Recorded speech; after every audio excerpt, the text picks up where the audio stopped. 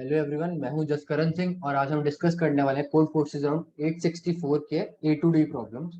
इससे पहले कि मैं शुरू करूं, मैं बताना चाहूंगा कि हमारा जो डिस्कॉर्ड सर्वर है सीनियर डीसीडी करके, उसका लिंक डिस्क्रिप्शन में दिया हुआ है।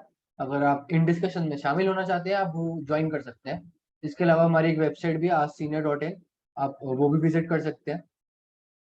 तो चलिए मैं शुरू करता हूँ पहले क्वेश्चन से।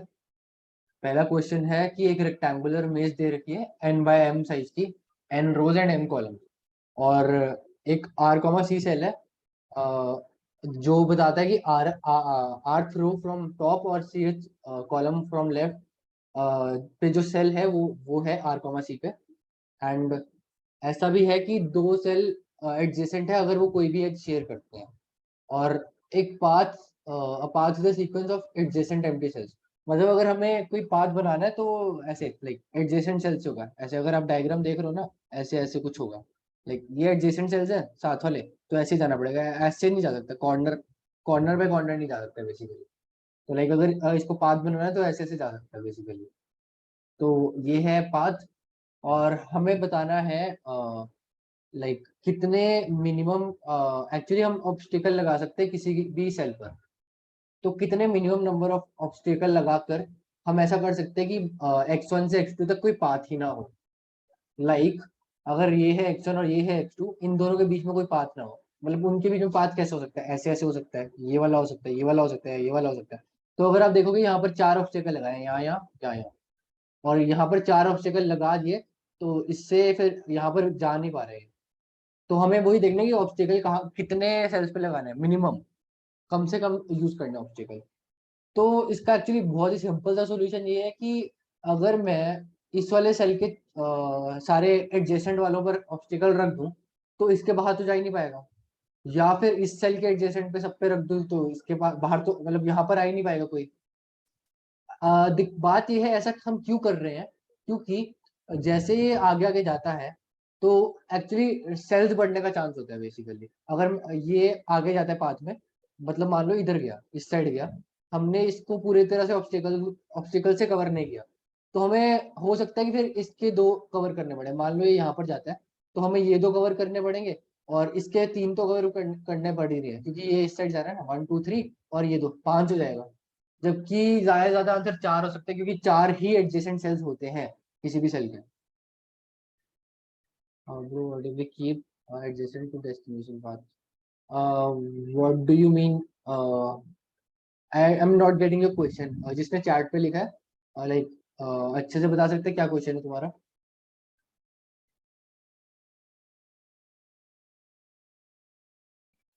चलो बता देना अगर हाँ बताओ। चलो कोई नहीं, हाँ। तो इसका लॉजिक ये है कि अगर ये आगे कहीं भी जाते तो दिक्कत है, क्योंकि नंबर ऑफ एडजेसेंट सेल्स बढ़ रहे हैं टोटल। क्योंकि एंड में क्या है, जो भी पाथ होगा उसके एडजेसेंट पे, जो भी एडजेसेंट सेल्स होंगे उन सब पे लगाए हम ऑब्स्टिकल लगा देंगे ताकि उसी पाथ से जाए। अब ऐसे अगर मैं इनिशियल सेल के चारों तरफ लगा दूं, चारों तरफ, अब एक्चुअली डिपेंड करता है कि ये इनिशियल सेल अगर यहाँ पर होता तो तीन ही तरफ होती, यहाँ कॉर्नर पे होता तो दो ही तरफ होती। तो बस बेसिकली मैं क्या देख रहा हूँ, इनिशियल और फाइनल सेल के जो में जो मिनिमम है एक्चुअली, जिनके एडजेसेंट सेल मिनिमम है, वो है मेरा आंसर।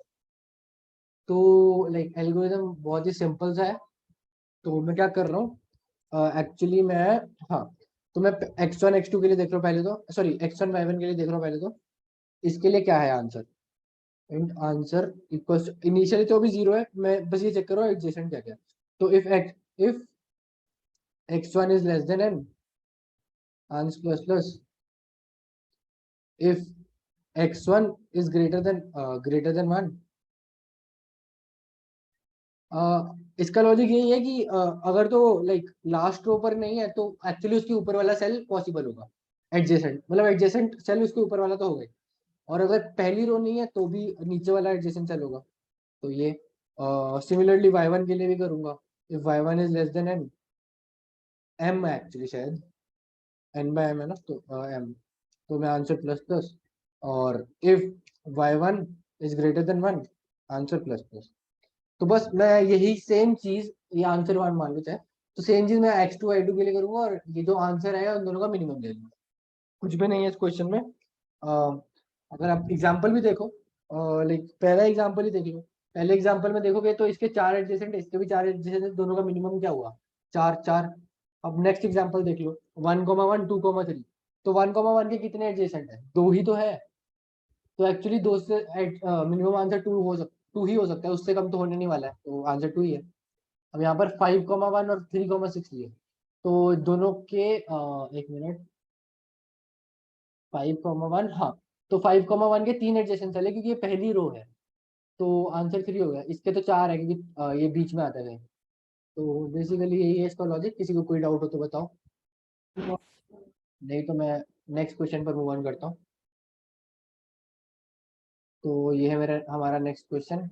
तो इसमें एक n/n ग्रिड दे रखी है, और ऐसा है कि हमें उस पर के एग्जैक्टली के ऑपरेशन करने हैं। एक ऑपरेशन में क्या है, कलर स्विच करना है बेसिकली, मतलब कलर चेंज करना है। या तो ब्लू, मतलब किसी भी एक सेल को पकड़ना है, उसका कलर चेंज करना है। 2 ही कलर पॉसिबल है, ब्लू और रेड, 0 और 1 से रिप्रेजेंटेड है।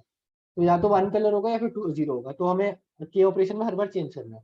तो each cell can be chosen any time as you wants. तो हर सेल जितनी मर्जी बार चूज हो सकता है। क्या ऐसा पॉसिबल है कि pattern matches it's rotation bye 180 degree? इसका क्या मतलब है? इसका मतलब ये है कि ये जो पैटर्न है, अगर हम इसको रोटेट कर दें 180 डिग्री से, तो लाइक सेम पैटर्न बनेगा कि नहीं। अगर आप देखोगे, अगर हमने इसको रोटेट किया, तो लाइक ये वाला सेल कहाँ पे आने वाला है, जो ये वाला है, ये वाला एक्चुअली यहाँ पे आने वाला है। अब उसका लॉजिक क्या है? ऐसा है कि हम अगर इसको 180 डिग्री से घुमाएंगे, तो ये जो ऊपर ये मत मान लो ऊपर से एक्स रो पे था, तो अब ये नीचे से एक्स रो पे होने वाला है। यानी कि सेकंड रो पे था ऊपर से, अब ये नीचे से सेकंड रो पे होने वाला है। एक्चुअली ये इसका मैचिंग है। तो ये सेकंड रो पे होने वाला है ऊपर से। अब ये लेफ्ट से फर्स्ट कॉलम पे है, तो राइट से लास्ट कॉलम पे होने वाला है। अब एक बार खुद इसको रोटेट करके देखना, तो आपको समझ आएगा लॉजिक क्या है इसका। तो इसका ये लॉजिक है। क्या होता है, अगर x1 y1 इसकी पोजीशन है, तो न्यू पोजीशन क्या है, n-1 - x1 हाँ, और n-1 - y1, ये तो नई पोजीशन हो जाएगी। अब ऐसा एक्चुअली मैंने जीरो बेस्ड इंडेक्सिंग लिया, उस हिसाब से किया है। मतलब अगर आपने वन लिया तो उसके हिसाब से अलग होगा। मैंने जीरो बेस्ड इंडेक्सिंग लिया, तो उसमें बस ये है कि अब हमें चेक करना है कि ये इसके इक्वल है कि नहीं, लाइक x1, हाँ। तो एक्चुअली जो नया सेल है वो ये है। तो अगर ये दोनों सेल इक्वल है कि नहीं, तो कोई ऑपरेशन करना नहीं पड़ेगा, सिंपल। अगर ये इक्वल नहीं है, हम आइटरेट मार के चेक करेंगे कि कितने अनइक्वल है। तो मान लो वैल्यू x आती है, मान लो एक्स पेयर्स अनइक्वल है, और मेरा कुछ के दे रखा है।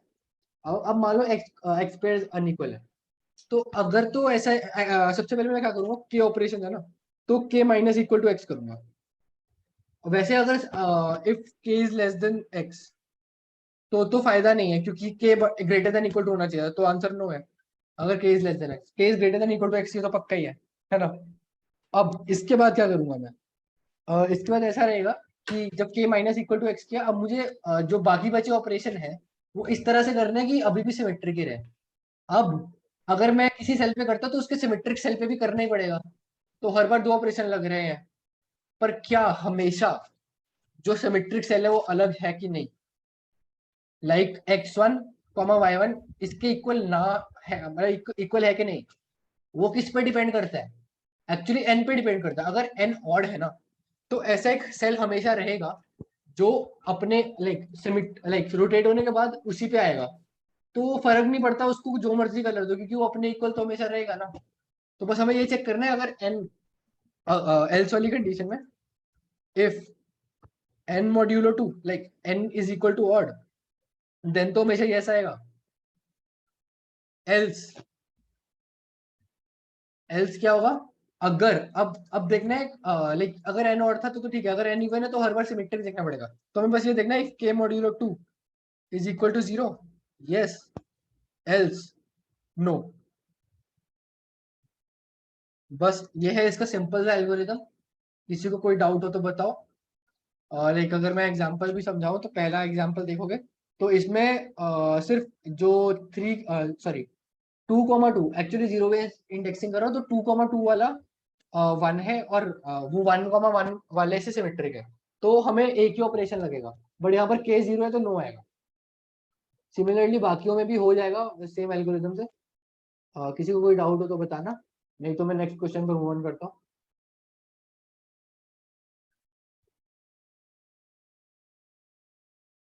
तो ये है मेरा सी प्रॉब्लम। इंटरैक्टिव था ये, ज्यादा मुश्किल नहीं था। लोगों ने लाइक इंटरैक्टिव समझ के लोग स्किप कर देते, जबकि इंटरैक्टिव प्रॉब्लम बहुत इजी रहते हैं। कभी देखोगे तो अगर आप इंटरैक्टिव प्रॉब्लम जल्दी कर लो, आपका रैंक बहुत ज्यादा अच्छा होगा, क्योंकि लोग नहीं करते हैं इंटरैक्टिव प्रॉब्लम काफी बार।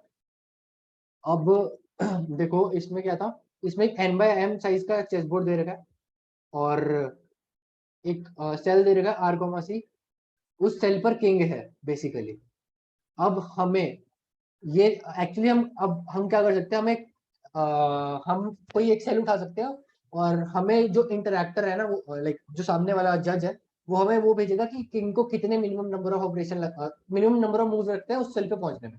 जैसे मान लो 5,3 पे है, अगर मैंने 1,1 चूज किया, तो किंग को 5 लाइक देखोगे तो कितना 5 लगेगा, क्योंकि किंग के मूव ऐसे डायगनल हो जाते हैं, ऊपर हो जाते हैं, नीचे हो जाते हैं। तो बेसिकली 5 मूव्स लगेंगे, सॉरी 4 मूव्स लगेंगे यहाँ पर बॉल में। तो मुझे मैक्स टू मैक्स 3 क्वेश्चन पूछने हैं और पता करना है कि किंग कौन से पोजीशन पर है।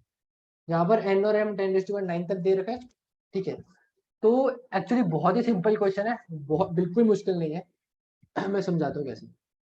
देखो मान लो कि x, y थी पोजीशन, हमें नहीं पता है x, y क्या है, हमें वो ढूंढना है। तो अगर मैं सिंपली 1,1 के लिए आंसर ढूंढूं, 1,1 में किंग को क्या लगता है मतलब बेसिकली, तो उसका आंसर क्या होगा, मैक्स ऑफ x-1, y-1। अब ये फॉर्मूला कैसे है ये आप खुद देख सकते हो एक्चुअली। कभी भी अगर किंग को x2, y2 सेल पर जाना है, उसका फॉर्मूला क्या होगा, x-x-2, y-y2, इन दोनों का मैक्सिमम। एक्चुअली मैं एब्सोल्यूट वैल्यू ले लूंगा, एब्सोल्यूट ऑफ दिस। ये है इसका फॉर्मूला, अगर किसी सेल x2, y2 पे जाना है, ठीक है। तो यहाँ पर तो 1 ही है, तो मैं बस 1 से रिप्लेस कर दूंगा। तो मैंने 1,1 के लिए ढूंढा। अब आप बोलोगे 1,1 के लिए क्यों ढूंढा, मैं एक्चुअली बस स्टार्ट के लिए कुछ तो लूँ, नहीं कोई तो सेल लूंगा ना। तो स्टार्ट मैंने इससे किया। अब मुझे ये पता है कि अगर मान, अब मेरे पास दो ऑप्शन है।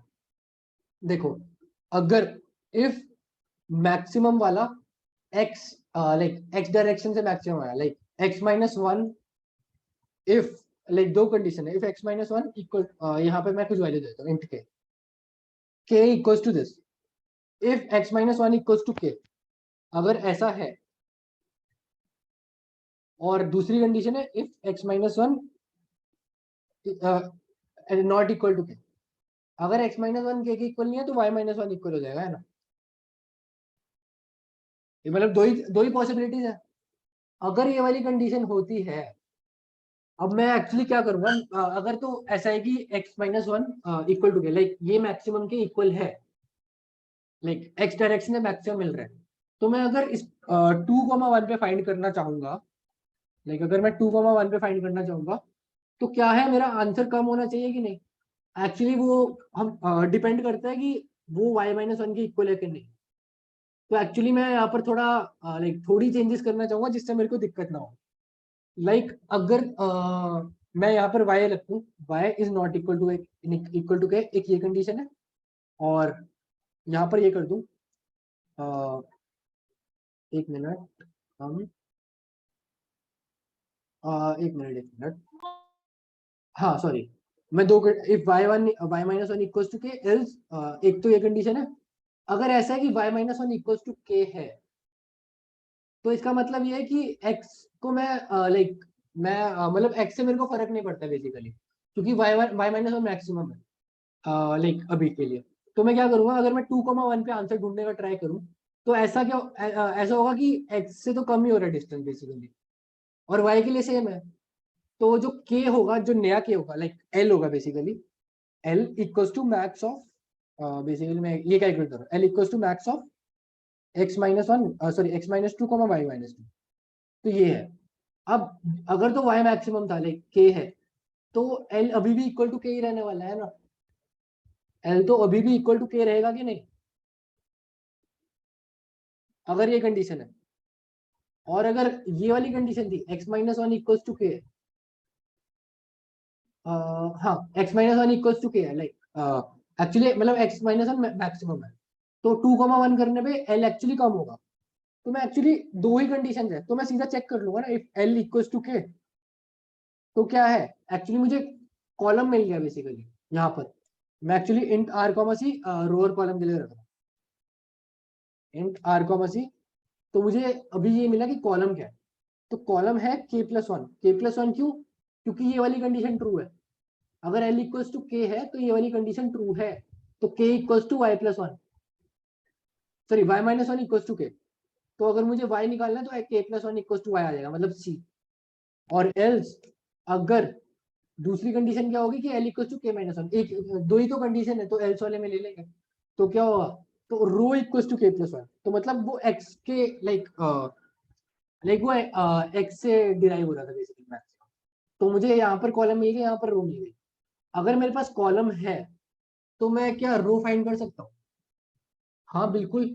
अब कैसे, अगर मैं समझाऊं अच्छे से, अगर मेरे को पता है कि ये कॉलम नंबर 3 पर है, तो मैं यहाँ पर रखूंगा अपने लाइक इस वाले सेल पे। अगर मैं डिस्टेंस फाइंड करूँ तो वो सीधा x का आ जाएगा ना, क्योंकि y minus y one minus y two equal to zero है। तो मैक्सिमम तो वही रहेगा ना कि जो x का डायरेक्शन है, तो मैं वन कॉमा सी पे रख दूंगा। और अगर मेरे पास रो है तो मैं one sorry R comma one पे रख दूंगा। बेसिकली दो ही तो कंडीशन है। इस वाले पे मैं क्या करूंगा, अब मैं फाइंड करूंगा वन कॉमा सी पे, और इस वाले पे क्या करूंगा, आर कॉमा वन पे फाइंड करूंगा। और आर कॉमा वन पे फाइंड करने में मेरे पास जो भी आया, लाइक नया वेरिएबल आएगा इंट एक्स मान लो, सॉरी इंट ई मान लो। तो मेरा जो नया है इसमें r equals to E plus one हो जाएगा। एक्चुअली में e is equals to this होगा, मतलब मैक्स ऑफ एक्स माइनस ये। तो इसका फंक्शन क्या है, तो R equals to E plus one या फिर C equals to E plus one. तो बेसिकली आर और सी मिल गया तो आंसर आ गया। हमें तीन क्वेरीज ही तो लगी, पहले ए वाली, फिर दूसरी ये वाली, सॉरी यहाँ पर एक्चुअली वाला है, और तीसरी यहाँ पर। मतलब दो कंडीशन है, दोनों में एक एक अपनी इंडिविजुअल क्वेरी लग जाएगी, सिंपल।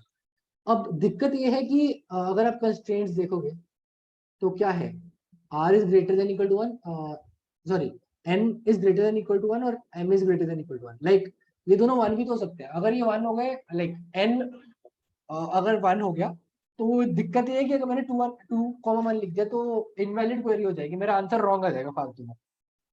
तो मैं उस वाले केस को अलग से हैंडल करना चाहूंगा ना। अगर एन इक्वल टू वन है तो उसको कैसे हैंडल करूंगा? एक्चुअली उसका बहुत, उसको सिर्फ हैंडल करना बहुत ही सिंपल है, एक ही तो क्वेरी करनी है, क्योंकि एन इक्वल टू वन है तो मेरा रो तो हमेशा वन ही रहेगी। तो मैं बस वन कॉमा वन पे देख लूंगा और जो आया तो कॉलम भी मिल जाएगा मुझे सिंपली। तो बस उसका कंडीशन को अलग से हैंडल कर लूंगा। लेकिन मैं अपना कोड भी दिखाऊं तो मेरा काफी सिंपल सा कोड है। तो ये है कि if n is greater than one and m is greater than one, दोनों ग्रेटर देन वन है, तो मैं पहले वन कॉमा वन वाली क्वेरी की एक्स फाइंड किया, फिर वाई फाइंड किया, ऐसा। अब ऐसा है कि सी और आर लिया मैंने फिर से। अब एक्स इज इक्वल टू है तो मैंने C equals to X plus one किया, मतलब column is equal to this. Then फिर एक और क्वेरी ली एंड आर को इसके इक्वल किया। बेसिकली वही है जो मैंने एल्गोरिथम बताया, और एल्स वाले केस में बस मैंने वन कॉमा वन फाइंड करके आंसर दिया। सॉरी, अब मैं मूव ऑन करूंगा नेक्स्ट क्वेश्चन पर, डी प्रॉब्लम। ये प्रॉब्लम भी ज्यादा मुश्किल नहीं था, ग्रीडी ही था, बस इसमें कॉम्प्लिकेशन ज्यादा थी थोड़ी। तो इसमें क्या है, इसमें एक ट्री दे रखा है और ट्री पे कुछ ना कुछ वैल्यू होगी, हर हर वर्टेक्स पे कुछ ना कुछ वैल्यू है, ठीक है। और अगर किसी वर्टेक्स का हाँ, हर वर्टेक्स की इंपॉर्टेंस ए ऑफ आई है, and size of subtree as the number of vertices in it. तो साइज ऑफ सब ट्री ये होता है, and the importance as the sum of importance of vertices in it. तो अगर मुझे एक sub tree की इंपॉर्टेंस निकालनी है तो वो सम ऑफ सारे जो भी सब ट्री में वर्टिसेस आते हैं उनकी इंपॉर्टेंस का सम, ठीक है, सिंपल। और अब हैविसन का एक कॉन्सेप्ट है। हैविसन क्या है, अब non leaf vertex as the son, denote the heavy son of a non leaf vertex as the son with the largest sub tree size. तो अब हैविसन वो है जिसका साइज, जिसका सब ट्री साइज सबसे ज्यादा है। और अगर ऐसे बहुत ज्यादा आ जाते हैं कि जिनका सब ट्री साइज सेम है, तो उनमें से सबसे कम इंडेक्स किसका है, तो वो है हैविसन। अब दो टाइप की क्वेरीज है। एक टाइप की क्वेरी है कि हमें इस वर्टेक्स के सब ट्री का इंपॉर्टेंस निकालना है, तो वो तो हम कुछ इंपॉर्टेंस ऑलरेडी कैलकुलेटेड होगा वो हम प्रिंट करते हैं, सिंपल। और दूसरा है कि हमें रोटेट करना है हैवी सन को, लाइक अगर हमें वर्टेक्स एक्स दिया हमें उसका हैवी सन निकालना है और उन दोनों को एक्चुअली ऊपर नीचे कर देना है बेसिकली। अगर मैं ये वाला एग्जांपल लूँ, इसमें अगर मैं 3 पे क्वेरी करता हूँ रोटे लाइक अप वाली, दूसरी वाली क्वेरी करता हूँ, तो क्या होगा, ये जो 6 है ये ऊपर आ जाएगा, 3 आएगा नीचे। अगर आप देखोगे ध्यान से यहाँ पर ऐसा होगा, लाइक 1 है वो 6 से कनेक्ट हो, लाइक जो 3 का पेरेंट है अब वो 6 से कनेक्टेड है, और जो 3 है ना वो भी 6 से कनेक्टेड है, बट वो अब ऐसा है कि 6 उसका पेरेंट है।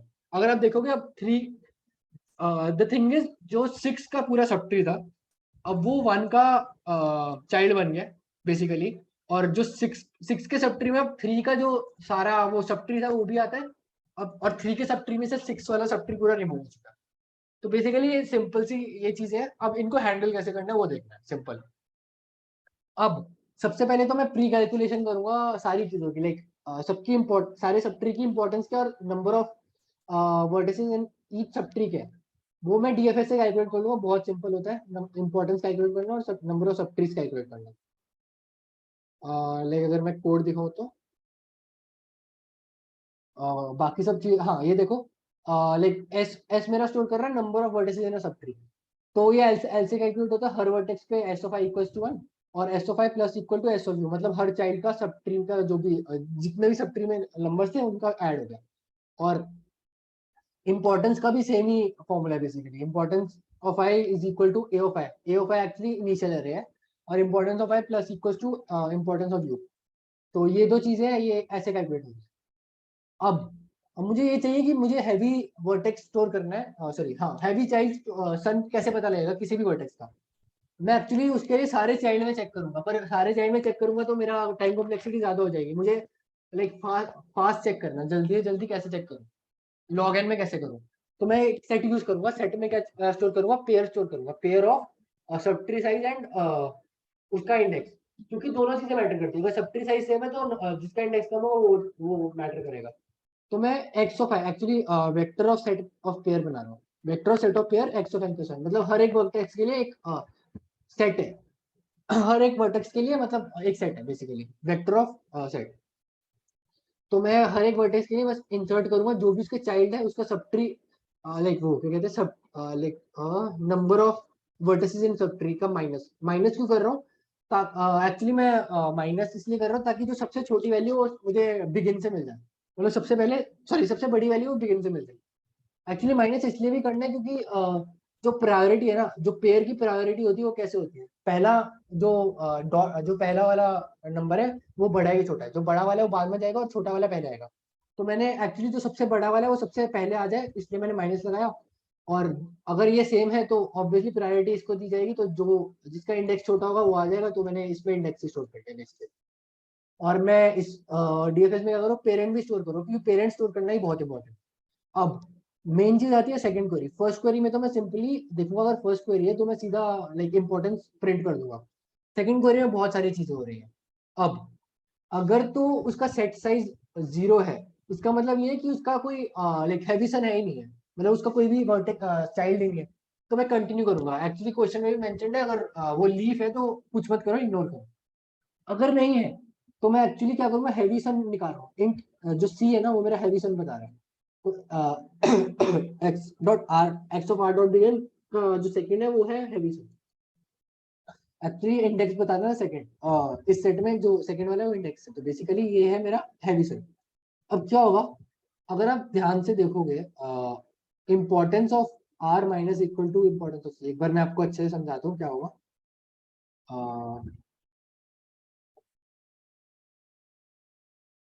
तो अगर आप यहाँ देखोगे लाइक 3 और 6 का स्विच हो रहा है, तो 3 लाइक अभी तो 3 में कुछ इंपॉर्टेंस, अगर मैंने 3 का ये वाला जो सब ट्री है एक्चुअली 6 वाला वो सारा गायब हो रहा है, तो इसकी जो भी इंपॉर्टेंस थी, जो 6 वाले सब ट्री की जो भी इंपॉर्टेंस थी इस वाले सब ट्री की, वो माइनस इसमें से माइनस हो जाएगी, क्योंकि अब ऐसे जो 3 में बाकी वर्टिसेस सब ट्री में थे वो तो वैसे के वैसे रहेंगे, बस ये वाला सब ट्री उड़ गया 3 में से, तो ये वाली इंपॉर्टेंस भी उड़ गई है, इस सब ट्री की इंपॉर्टेंस भी उड़ गई है। तो मैं क्या कर रहा हूँ, importance of R minus equal to importance of C. और अब इसके बाद पेरेंट पर आते हैं, तो parent of C equal to parent of R. Like parent C ये है, आर ये है, तो पेरेंट ऑफ आर 1 है, तो पेरेंट ऑफ सी क्या है 3। तो पेरेंट ऑफ सी की अब नई वैल्यू होगी जो पेरेंट ऑफ आर होगा। तो पेरेंट ऑफ आर 1 है, तो इसका नया पेरेंट है 1 6 का, तो वो मैंने चेंज किया। अब अगली चीज क्या आती है, सब ट्री साइज। अब सब ट्री साइज का इंपॉर्टेंस के पैरेलल है बेसिकली। अब 3 में से ये वाला सब ट्री जा रहा है, तो मैं एक्चुअली ये वाला सब ट्री का जो था माइनस कर दूंगा साइज। तो S of R minus equal to S of C. और ये बात होगी अब हाँ ये बात होगी आर की। अब सॉरी हाँ, पेरेंट ऑफ आर क्या होगा अपने, पेरेंट ऑफ आर सी होगा। क्यों, ये देखोगे ना, अब पेरेंट ऑफ आर सी होगा क्योंकि ये नया पेरेंट है, 3 का नया पेरेंट है जो उसका चाइल्ड था, हैवी चाइल्ड था बेसिकली, हैवी सन था। तो पेरेंट ऑफ आर सी हो गया। ये हो गई आर की बात। अब हम सी की बात करेंगे, सी में क्या चेंजेस होंगे। अगर इस सी की इंपॉर्टेंस देखें, सी की इंपॉर्टेंस बढ़ रही है। क्यों, क्योंकि उसका जो पुराना सब ट्री था वो तो वैसा का वैसा है। अब उसके सब ट्री में 3 के जो 3 वाला सब ट्री है वो ऐड हो रहा है। अब जो 3 का बचा हुआ सब ट्री था 6 के अलावा, वो जितनी भी इंपॉर्टेंस थी वो सारी ऐड हो जाएगी। मतलब 3 पे अब जितनी भी इंपॉर्टेंस थी वो इसकी इंपॉर्टेंस में ऐड हो जाएगी। लेकिन इसका कुछ भी सब ट्री बचा होगा ना, वो ऐड हो जाएगा basically. Importance of C plus equal to importance of R. Same goes for sub tree size. तो sub tree size of C plus equal to sub tree size of R. अब एक चीज है कि अब सेट में भी तो चेंज होगा। अब सेट में क्या चेंज होगा, सबसे पहले तो जो है हाँ, इसका सेट चेंज होगा। इसका सेट कैसे चेंज होगा, इसमें एक्चुअली 3 वाला उड़ जाएगा और 6 वाला ऐड हो जाएगा इस वाले सेट में अगर देखोगे। तो अगर मैं देखूं, तो x of p of r जो पेरेंट ऑफ आर था उसमें इरेज हो रहा है आर वाला, आर का सब ट्री साइज और आर, ये वाला वर्टेक्स रिमूव हो रहा है। और पेरेंट ऑफ सी एक्चुअली, अब पेरेंट ऑफ सी आर ये है पी ऑफ आर, तो मैं उसी वर्टेक्स पे 1 वाले वर्टेक्स पे इंसर्ट कर रहा हूँ इस वाले नए वाले वर्टेक्स हैवी सन को। तो उसका सब ट्री साइज और उसको ऐड किया, उसमें इंसर्ट किया। और अब हाँ, और दूसरा चेंज आएगा इस वाले वर्टेक्स में 3 वाले में। 6 में कुछ चेंज नहीं आएगा, सॉरी 6 में भी आएगा, 3 में भी आएगा। 3 का जो 3 में से एक्चुअली जो हैवी सन है वो रिमूव हो जाएगा, है ना। तो मैंने 3 में से हैवी सन रिमूव किया। तो 3 में से क्या हुआ, x of R dot erase x of R dot begin. Actually जो हम पहला हैवी सन ही रिमूव कर रहे हैं तो पहला वाला एलिमेंट रिमूव हो जाएगा। और इसमें जो सी है ये वाले इसमें ऐड होगा ना 3 वाला, तो मैं इंसर्ट कर रहा हूँ। तो x of c dot insert r वाला, तो बेसिकली यही है। हेलो, मेरी आवाज नहीं आ रही है क्या, हेलो।